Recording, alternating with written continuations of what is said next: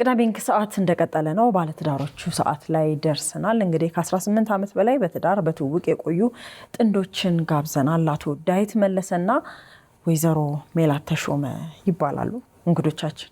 እንኳን ደህና መጣችሁ። እንኳን ደህና ቆያችሁ። አቶ ዳዊት እንኳን ከዚህ ቀደም የቅዳሜን ከሰዓት እንግዳ ሆኖ ስለሚያውቅ ለስቱዲዮያችን አዲስ አይደለ። እንኳን በድጋሚ በሰላም መጣ። እንኳን ደህና ቆያችሁ። ሜላት እንዴት ነሽ? ባለትዳሮች ሰዓት ላይ ነው ያለነውና እስኪ የትዳር የህይወት ተሞክሯቸውን ነው የምናነሳው። 2000 ሚሊኒየም ላይ ነው የተጋባችሁት። 18 ዓመት ማለት ነው አይደል?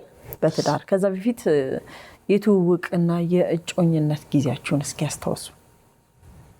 ያው እንግዲህ እኔና ሜላት የተዋወቅነው ከጋብቻችን በፊት የተዋወቅነው በአጋጣሚ እንግዲህ አብራ ጓደኛ አለኝ። አብራ ጓደኛዬ ደግሞ የእሷን ታናሽ እህት ያገባል። እነሱ ቤት በሆነም በተለያዩ ነገር እንሄዳለን። አዲስ አበባ ነው? አዎ አዲስ አበባ ላይ ነው። ኮልፌ አካባቢ ነን ተወልደን ያደግነው ሁለታችን። ስለዚህ ቤታቸው ብዙን አንራራቅም። በዓለም ሲደርስ ከጓደኛችን ጋር ስለምንሄድ ያው እንግዲህ ገባ ወጣ ሲባል እኔም ድርሻዬን አይነት ነገር ቀና ብያየ ጓደኛ እኔም ድርሻዬ ነው። በዚህ ነው በነገራችን ላይ እንተዋወቃለን። መተዋወቅ አለ ዝም ብሎ ኖርማል ቤተሰብ ለቤተሰብ አካባቢያችን አንድ ስለሆነ፣ ግን እንደዚህ አይነት ህይወት ያው እዛች ጋር ጀመር ነው እንግዲህ ዘልቀንበት እዚህ ደረስን። ዋና ተውቆኝ ነው።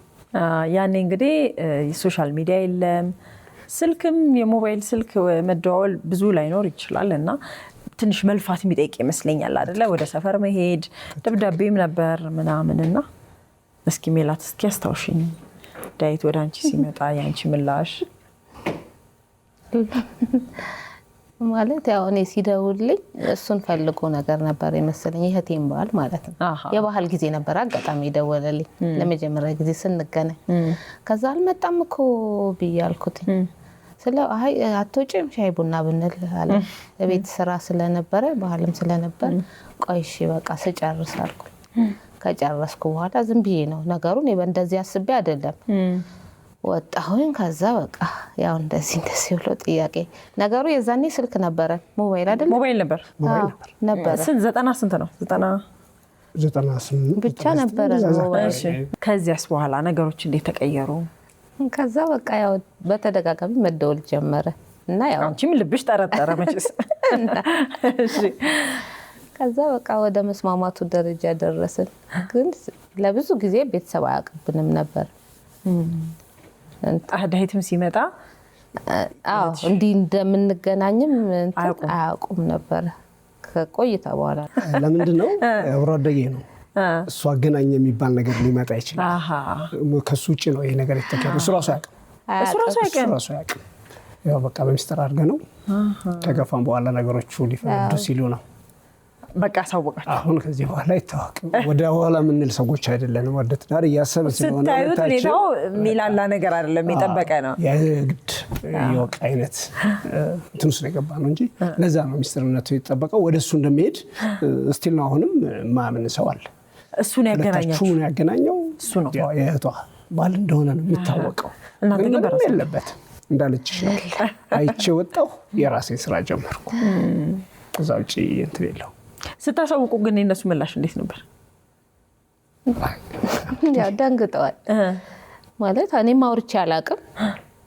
ያው ይበልጥ እሱ እንትን ያለ ይመስለኛል የደነገጠ የእህቴ ባል እንጂ በተረፈ ያው ደስተኞች ናቸው። ቤት እኮ ገባለሁ ባይዘው እነሱ ቤት እነሱ ጓደኛዬም በውስጥ እኛ ግን ምንም ነገር ሲኖር ቤት ሄዳለሁ፣ ከጓደኛ ጋር ሄዳለሁ እንጂ ማንም አይጠረጥርም። ለዚህ ነው የደነገጠው። ሚስጥር ይዤበታለሁ። ሚስጥር መያዜ ያው እንደ ጓደኛ ትንሽ ክፍተት ያወጣል። እሷ ነች እንጂ ከዛ ውጪ ስለሚያውቁን ቤተሰብ ያው ደንገጥ ይላል።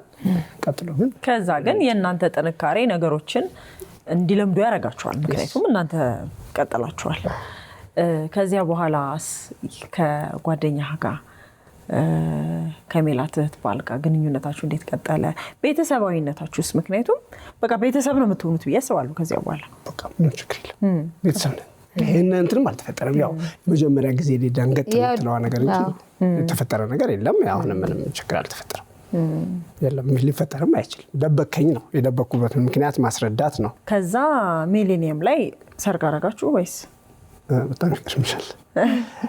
ድር በዓል ነበር የኔ ዛኔ። ሚሊኒየም በጣም እንደ አገር ትልቅ በዓል ነበር። ልክ እኛ የካቲት 13 ላይ የተጋባ ነው ፕሮግራማችን። ህይወት ብዙ ታስተምርሻለች። ያው ቅድም እንዳልሽው ነው የምሰራው የበጎ አድራጎት ስራ ነው። ያረጋነችን የመደገፍ ነው። እዛ ጋ ኦቨር ገንዘብ ማውጣት ለኔ ነው አይመጣም። እንደውም በሷ ቤተሰቦች በኩል ትንሽ ጫና ነበረብኝ። እንትን ፕሮግራም እንዲካሄድ ነው። ምንም ነገር አይደረግም። በቃ እኔና እሷ ተስማማን።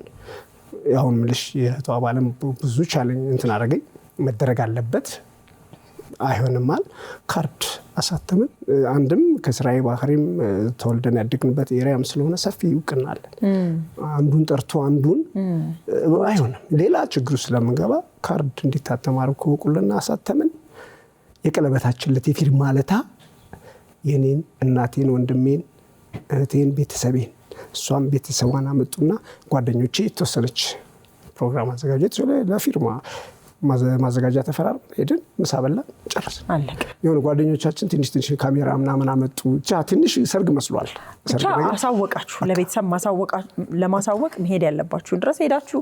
ከዛ ውጭ አላስፈላጊ ወጪ አልፈለጋችሁ። ይሄ በሚገርምሽ ሁኔታ ልክ የካቲት ነው ብዬሻል። አብይ ጾም ሊገባ ነው። አንድ መልስ ተጀመረ። መልስ ሲመጣ መልስ ጠሪ ምን ይዘሽ እንደምትጂ ታውቂዋለሽ። ሊቀጥል ነው። እኔ ወደ ስራ ብዬ ከአዲስ አበባ ጾሙ ሲገባ መጣሁ።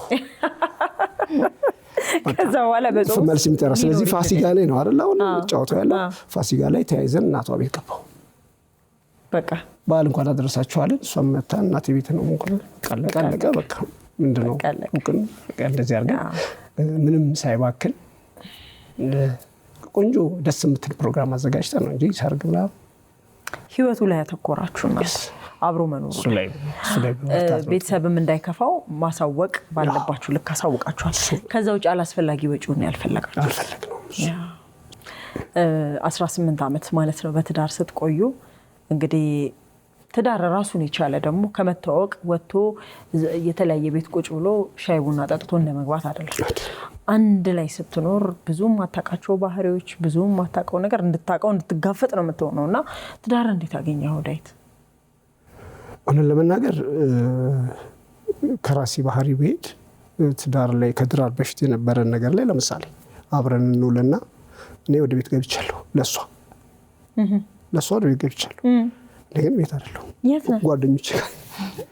ጓደኞቼ ጋር ስጫወት የተወሰነ ሰዓት አመሻለሁ። ዋሽታት ማለት ነው። ምን በቃ አንዱ ፈተናው እሱ ነው እንደውም ነግርሽ። ከዛ በኋላ አመልሽ ይመጣላ ትዳር ላይ ስቴጅ ትላንት በጊዜ አንድ ሰዓት ቤት ገብቻለሁ ለስትያት የነበረው ስተካገባሽ በኋላ ለምን ደግሞ አትገቢው አለው። እሷ ለኔ እንትንሽ ግን በጣም ትምህርት ይሰጥሻል፣ መስከነን ይነግርሻል። ኃላፊነትን ከአንድ ተቋም ውስጥ ሌላ ተቋም አበጭሽ። በፊት ቤተሰብ ጋር ነሽ እንደፈለግሽ ነሽ፣ ግን እዚህ ጋር ስትገቢ ነው አንቺን የሚጠብቅ አንድ አካል አለ። ስለዚህ የገባሁበት ነው። ቅድም ያሳለፍነው 3 ዓመት አካባቢ የፍቅር ህይወት ታስከፊያት የማትፈልጊው ቦታ ስለሆነ ብዙ ባህሪ ለውጡ ብዙ ጓደኞቼ ትዳር እኔ ተማሩ አሉ ብዬ ያስባለሁ። በቃ እንትን ለውጦታል፣ ሙሉ ለሙሉ ተለውጭ ባህሪ ለውጦታል። አስተሳሰቤ ሁሉ ያኛው አይደለም፣ ሙሉ ለሙሉ ተገልብጧል። በቃ እንዳለና ትዳር ሆነን ለመናገር አንዳንዴ እንደውም ለምን ዘገየው እስኪል ድረስ ነው ያለ ወጣትነትሽ የምታረጋቸው የምታጥፊያቸው ምናምን ነገሮች አሉ። እነዛ ነገር እኮ ብንይዛቸው ኖሮ ያኔ ቀደም ቢል እግዚአብሔር ፈቀደ ጊዜ ቢሆን ምን ያህል ነገር ይጠቅመን እንደነበር አስባለሁ። ግን ከትዳር በኋላ ብዙ ጊዜ ትዳር ውስጥ መግባት የሚያስፈራው ለወንድ እንደሆነ ተደርጎ ይታሰባል። ይሄ ሴት በጣም ተጨቃጫቂ ኃይለኛ አየትወጣ አየትገባ አትገባም ወይ ምናምን አይነት ነገር። ግን አሁን ከዳዊት እንደሰማነው እንዲገባ እንዲወደው እንዲሰከን ነው ያደረገውና ለዛ ምክንያቱ አንቺ ነሽ። እና እስኪ ደግሞ ካንቺ ትዳር ላይ እንደ ሴት እንደ ሚስት ምን አይነት ሚስት ሆነሽ ነው ምን አይነት ትዳር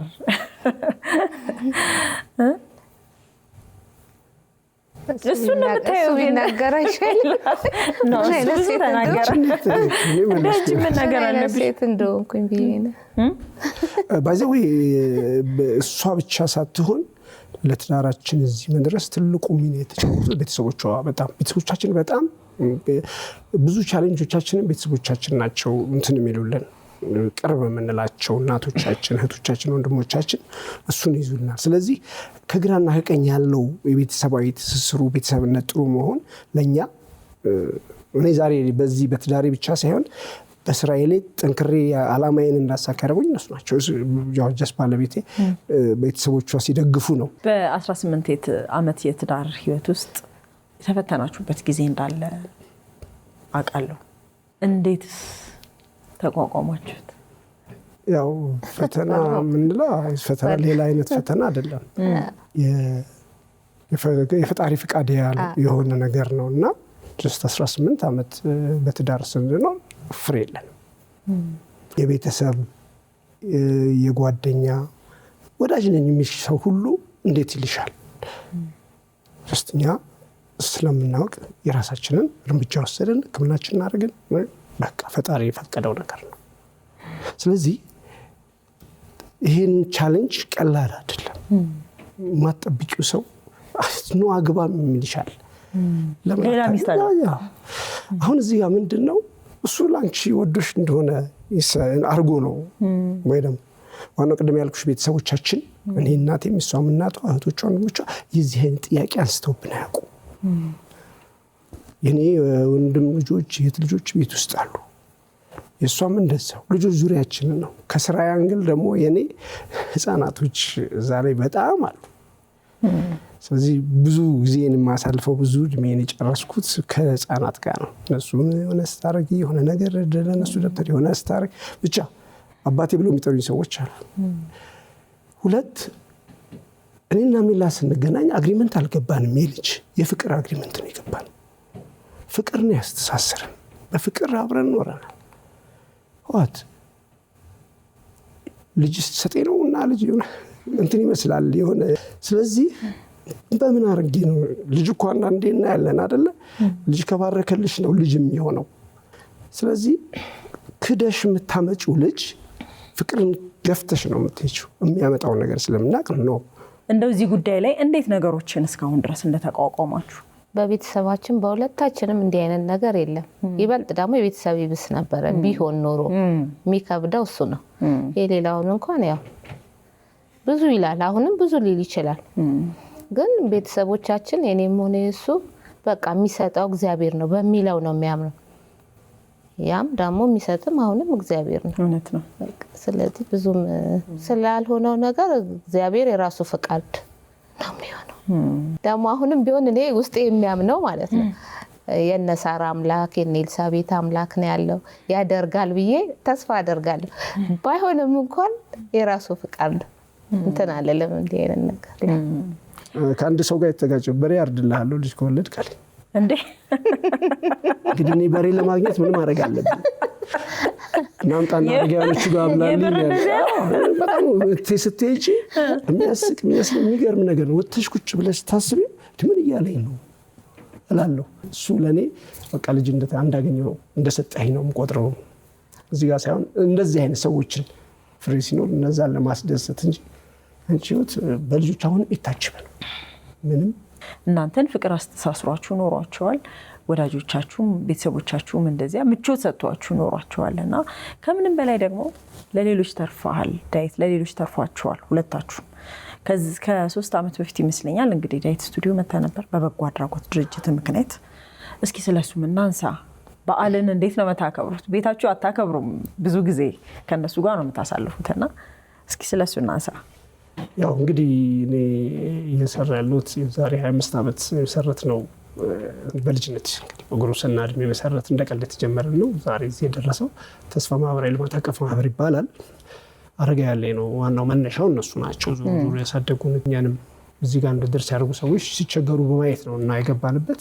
ከዛ ህፃናቶች ውስጥ ገባን። የልጅ ልጅ ሲያሳድጉ ስላየን ቀጠልን። HIV ስርጭት በጣም ሀይ ነበር የተመሰረተ 93 አዲስ አበባ ላይ HIV ስርጭት በጣም ሀይ እነሱ ውስጥም ገባን ያልን ነውና እየሄድን ያለ ነው። ከዛ በኋላ አብረን ያው አረጋውያኖችን እየደገፍን ስንሄድ ትልቁ ችግራቸው በሚገርም ሁኔታ 2004 ላይ ከሆነ ወጣቶችን አሰባስበን ድጋፍ ለማድረግ በየቤቱ ዞር በዓልን ገና ነው እንደውም ያው ገና መጣ ስንሄድ አንድ ያየሁት ነገር በቃ ረበሸኝ። የሚረብሸኝ ነገር አየሁ። መቼስ እናት አለኝ እናትሽ እንደዛ ስትሆን የሚረብሻልና በዛች ጊዜ አስታውሳታለሁ። አንድ ድፎ ዳቦ ገዛን። ድፎ ዳቦ ቡና 200 ብር ነቻቸው ነው። አንድ 25 አረጋውያን እየዞርን እናርግለን ያው ወጣቱን አስተባብረን። ድሮ አይሴማ ነበር በደርግ ጊዜ። አይሴማ በአጋጣሚ እኔ የተወለድኩበት ቤት አይሴማ ጥርጋ የተገናኘ ነውና አይሴማ ግቢ ውስጥ ሜዳ አለ። እየዘለልን ስንገባ ለመጫወት እኛም የሚከለክሉን የዛ አካባቢ አይሴማ በኃላፊነት ደረጃ ረጅም ጊዜ ያገለገሉ ተቸግረው ነው እሳቸውን ለመደገፍ እና እያለቀሱ ያሉኝ ነገር አለቀሱ። ለምን ያለቅሳሉ ማማ ስንቄ ስላቸው ቃል በቃል ያሉኝ እኔም ሰው ሆኜ ጎረቤቴን ቡና ለመጥራት አበቃኝ ዳቦ ቆርሶ እንዴት ጀስት ያስለቅሳል። እሳቸው እንግዲህ በወቅታቸው በጊዜያቸው በቃ ቤተክርስቲያን ሄድኩት አግዜ ነው ፈጣሪ። ከዛች ጊዜ ጀምሮ በዓልን በቃ አዲስ ዓመት፣ ገና፣ ፋሲካ፣ ረመዳን በምንም ታሪክ አረጋውያኖቹ ጋር እንትን ሳናደርጋለሁ። ስለዚህ በዚህ ባሳለፍነው ጊዜ ውስጥ እኔ በዓል እንደ ሰው በዓል ከባለቤቴ ጋር ቤቴ ውስጥ አክብሬ አላውቅም። ለዚህ ነው አንዱ ትልቁ ፍቅር አንቺ ምሳሌውን ስራ ደግፎልሽ የሚሄድ ሰው ካገኘሽ የምትፈልጊውን ነገር ያሳካል። ፈጣሪ ሲያግዝሽ ያስተካክላል ሁሉ። ትልቅ ቤተሰብ አላችሁ፣ ትልቅ ኃላፊነት አለባችሁ። ለብዙዎች እንግዲህ የእናንተ መኖር ትልቅ ትርጉም አለው እንግዲህ እና ሜላት በዓል ሲመጣ በተለይ ባለትዳር የሆነች ሴት በዓል ሲመጣ ብዙ ነገር ይጠበቅባታል። ቤት ውስጥ ዶሮ መስራት ምን የእናንተ ቤት ግን ከዚህ ትንሽ ለየት ይላል፣ ከፍ ይላል እና እስኪ እስከ ዛሬ ድረስ የነበሩትን በዓላቶች አሁንም ገና እየመጣ ነው። በአንቺ በኩል ያለውን ስሜት እስኪ ንገሪኝ። እኔ እኮ እሰራለሁ እሱ ነው እንጂ የማይውለው እኔ ያው እዛው ስንደፋደፍ እውላለሁ። ግን ያው እሱ ከነሱ ጋር አሳልፎ ያው በመጣ ሰዓት ማታ ላይ እናከብራለን። እንዳለው ቤተሰብም በዙሪያችን ስላለ ብዙ እንትን አይለንም፣ የሚሰማሽ ነገር አይኖርም። ግን ያው ይበልጥ ደግሞ እሱ እዛ ጋር የሚያሳልፈው እንትን ደስ ይልሻል።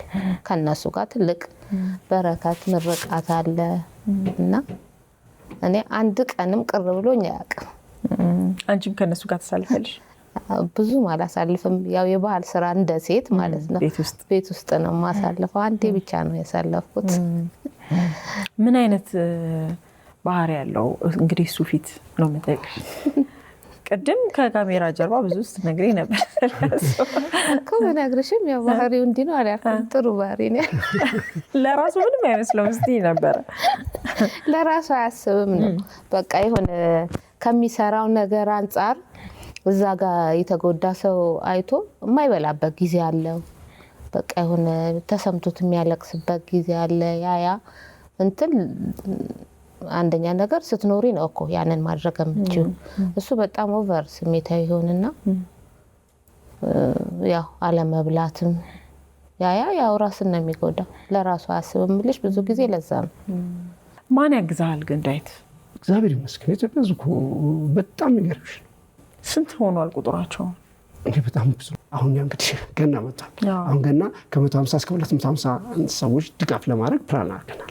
እየተንቀሳቀስን እንትን ያደርጋል። አንዱ 5,000 ይሰጥሻል፣ አንዱ 10,000 ይሰጥሻል። እኔ እንችልሃል ይልሻል።